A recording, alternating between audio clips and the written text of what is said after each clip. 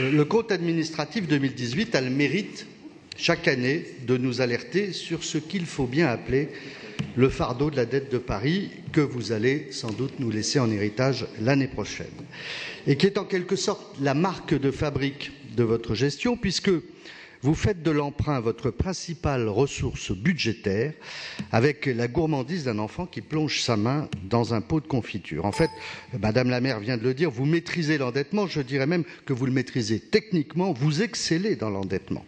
Inexorablement, la dette cumulée, la dette totale de la ville de Paris augmente chaque année depuis le début de cette mandature. Elle était de 3,5 milliards d'euros au 1er janvier 2014, elle est de 6 milliards d'euros au 31 décembre 2018. Vous l'avez donc fait croître en 5 années pleines de 2,5 milliards, soit 65%, environ 500 millions par an. Et je n'ose imaginer que les Parisiens vous autorisent l'année prochaine à continuer à ce rythme pour les années futures. Depuis 2014, vous empruntez entre 600 millions d'euros et 800 millions d'euros par an, même si en 2018, vous n'empruntez que 374 millions d'euros. C'était 510 millions en 2014, 741 millions en 2015, 681 millions en 2016, 793 en 2017 et en 2019, ce sera le record puisque nous attendrons 823 millions d'euros d'emprunts, de quoi reboucher tous les trous de la capitale qui font le désespoir de nos habitants.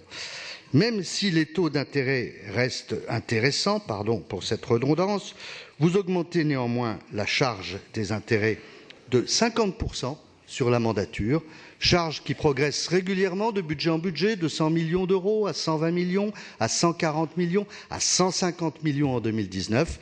À ce rythme, le remboursement des annuités d'emprunt augmente lui aussi, passant de 200 millions d'euros en moyenne annuelle sur la mandature à 224 millions d'euros en 2019. La dette de Paris atteindra donc bien 6,5 milliards d'euros en mars 2020.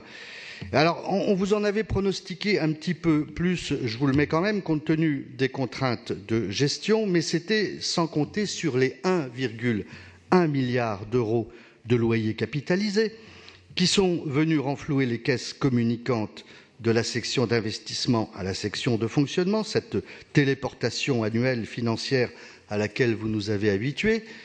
J'ajoute à cette manne inespérée le produit annuel, cette fois des droits et mutations, d'un marché immobilier parisien inflationniste qui, depuis 2014, rapporte au moins 1 milliard d'euros par an et record en 2018 puisqu'il vous rapporte cette fois 1,5 milliard. Alors, permettez-moi de penser qu'il y a là d'ailleurs au moins une hypocrisie de fait. Pendant que vous conventionnez le parc libre des bailleurs sociaux en ne créant aucune offre nouvelle, aucune augmentation de l'offre disponible dans le parc social, vous encaissez d'une main les loyers capitalisés et de l'autre main, vous prenez le bénéfice de la raréfaction de l'offre de logement à Paris.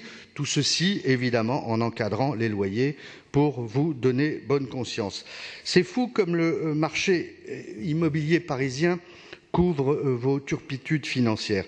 Je ne vous entends jamais, Monsieur Grégoire, vous plaindre de l'augmentation des prix du mètre carré à Paris, qui nous fera bientôt d'ailleurs dépasser les 10 000 € le mètre carré.